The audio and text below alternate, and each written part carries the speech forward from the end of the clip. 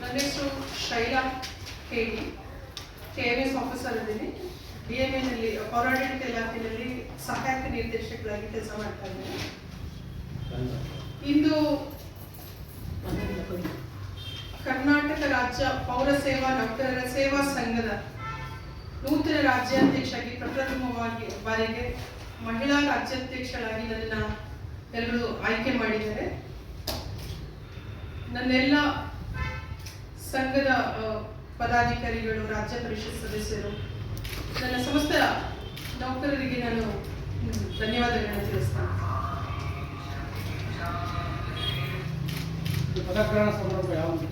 ಈಗ ನಮ್ಮ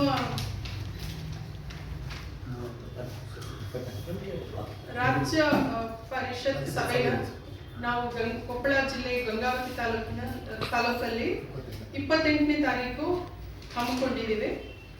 ಅಲ್ಲಿ ನಮ್ಮ ಪದಗ್ರಹಣ ಸಮಾರಂಭ ನಡೆಯುತ್ತೆ.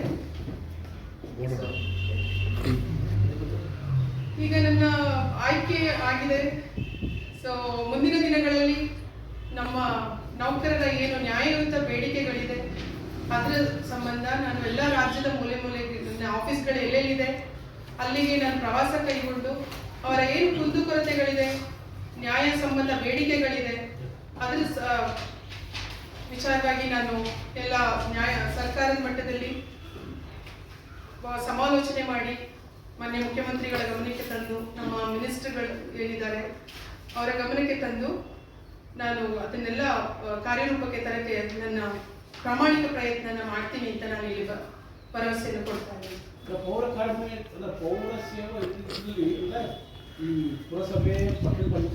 ಇದು ಎಲ್ಲ ಪುರಸಭೆ ಅಧಿನಿಯಮಕ್ಕೆ ಏನು ಒಳಪಡುತ್ತೆ, ನಮ್ಮ ಆಕ್ಟ್ 1964 ಏನಿದೆ ಅದರ ಒಳಪಡೋ ಎಲ್ಲ ಇದಕ್ಕೂ ನಾವು ಇದು ಮಾನ್ಯತೆ ಪಡೆದ ಸಂಘ ಆಗಿದೆ. ಪುರಸಭೆಗಳು, ನಗರ ಸ್ಥಳೀಯ ಸಂಸ್ಥೆಗಳೇನಿದೆ, ಮಹಾನಗರ ಪಾಲಿಕೆಗಳು ಎಲ್ಲ ಗ್ರೂಪ್ ಎ ಇಂದ ಗ್ರೂಪ್ ಸಿ, ಡಿ ಎಲ್ಲ ಈ ವೃಂದದವರೆಗೂ ನಮ್ಮ ಈ ಸಂಘ ಮಾನ್ಯತೆಯನ್ನು ಪಡ್ಕೊಂಡಿದೆ. ನಮ್ಮ ಇಲಾಖೆಯಲ್ಲಿ ಜ್ವಲಂತ ಸಮಸ್ಯೆ ಅಂದ್ರೆ ಕಳೆದ 25-30 ವರ್ಷಗಳಿಂದ ಏನು ನಮ್ಮ ಪೌರ ಕಾರ್ಮಿಕರು, ಡಿ ಗ್ರೂಪ್ ಅವರು, ಲೋಡರ್ಸ್, ವಾಟರ್ ಸಪ್ಲೈ ಆಪರೇಟರ್ಸ್ ಇದ್ದಾರೆ, ಪೌರ ಕಾರ್ಮಿಕರಿದ್ದಾರೆ, ಇವರೆಲ್ಲ ಕೆಲಸ ಮಾಡ್ತಿದ್ದಾರೆ ದಿನಗೂಲಿ ಆಧಾರದ ಮೇಲೆ, ಟೈಮ್ ಸ್ಕೇಲ್ ಅಲ್ಲಿ, ಹೊರಗುತ್ತಿಗೆನಲ್ಲೆಲ್ಲ ಕೆಲಸ ಮಾಡ್ತಿದ್ದಾರೆ. ಇವರ ಇನ್ನೂ ಸಕ್ರಮಾತಿ ಆಗಿಲ್ಲ. ಅದೊಂದು ದೊಡ್ಡ ಸಮಸ್ಯೆಯಾಗಿ ಹಾಗೆ ಉಳ್ಕೊಂಡಿದೆ. ಈ ನಿಟ್ಟಿನಲ್ಲಿ ನಾವು ಪ್ರಾಮಾಣಿಕ ಪ್ರಯತ್ನ ಮಾಡಿ ಅವ್ರಿಗೊಂದು ನ್ಯಾಯ ದೊರಕಿಸ್ಕೊಡ್ಬೇಕು ಅನ್ನೋದು ನನ್ನ ಮೇನ್ ಧ್ಯೇಯ ಆಗಿದೆ. ಅದ್ರ ಕಡೆ ನಾನು ಗಮನ ಹರಿಸ್ತೀನಿ. ಅಂಡ್ ಹೊರಗುತ್ತಿಗೆ ನೌಕರರು ಏನಿದ್ದಾರೆ ಅದನ್ನ ನೇರ ಪಾವತಿಗೆ ಒಳಪಡಿಸೋದು, ಅದ್ರದ್ದು ನಮ್ಮ ಪ್ರಸ್ತಾವನೆ ಸರ್ಕಾರದಲ್ಲಿದೆ. ಅದನ್ನು ನಾವು ಈಡೇರಿಸಕ್ಕೆ ಪ್ರಯತ್ನ ಪಡ್ತಾ ಇದ್ದೇವೆ, ಮುಂದೆ ಮಾಡ್ತೇವೆ. ಅದನ್ನ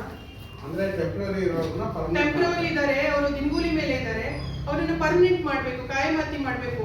ಯಾಕಂದ್ರೆ ಅವರು ತುಂಬಾ ವರ್ಷಗಳಿಂದ ನಮ್ಮಲ್ಲಿ ಕೆಲಸ ಮಾಡ್ತಿದ್ದಾರೆ. ಅವರಿಗೆ ಡೆತ್ ಆಯ್ತು ಅಂತಂದ್ರೆ ಅವ್ರಿಗೆ ಪರ್ಮನೆಂಟ್, ಅವ್ರ ಮಕ್ಕಳಿಗೆ ಕಾಯಂ ಇದು ಅನುಕಂಪ ನೇಮಕಾತಿ ಇಲ್ಲ. ಸೊ ಅವ್ರಿಗೆ ಯಾವುದೇ ಗವರ್ಮೆಂಟ್ ನೌಕರಿಗೆ ಏನು ಬರುತ್ತೆ ಸವಲತ್ತುಗಳು ಅದು ಸಿಗ್ತಾ ಇಲ್ಲ ಅವ್ರಿಗೆ. ಹಾಗಾಗಿ ಅದನ್ನ ಅವ್ರಿಗೆ ಪರ್ಮನೆಂಟ್ ಮಾಡೋದ್ರ ಮುಖಾಂತರ ಅವ್ರಿಗೊಂದು ನ್ಯಾಯ ಒದಗಿಸಿದ್ರೆ ಮುಂದಿನ ದಿನಗಳಲ್ಲಿ ಎಲ್ಲ ಯಾರಿಗೂ ಏನು ನಮ್ಮ ಇಲಾಖೆಯಲ್ಲಿ ಸಮಸ್ಯೆಗಳು ಬರದಂತೆ ನಾವು ನೋಡ್ಕೋಬಹುದು. ಪವಿತ್ರವಾದ ಸೇವೆಯನ್ನು ಕೊಡೋ ಇಲಾಖೆ ಪೌರಾಡಳಿತ ಇಲಾಖೆ. ಎಷ್ಟು ಜನ ಇದ್ದಾರೆ ಮೇಡಮ್ ನೌಕರರು ಇದ್ದಾರೆ ಮೇಡಮ್. ನೌಕರರು ಹೇಳ್ತಾ ಇದ್ರೆ ಪರ್ಮನೆಂಟ್ ನಿಮ್ಮ ಸಂಘಟನೆಯಲ್ಲಿ ಮೆಂಬರ್ಸ್ 80,000 ಮೇಲೆ ನೌಕರರಿದ್ದೇವೆ, ಅಧಿಕಾರಿ ನೌಕರರಿದ್ದೇವೆ. ಹೌದು. ಇದನ್ನ ಈ ಇಂಪ್ಲಿಮೆಂಟ್ ನ ಅನುಭವ ತಗೊಳ್ಳುವಂತ ಎಷ್ಟು ಜನ ಇದ್ದಾರೆ? 4,500 ಜನರು ಇದ್ದಾರೆ.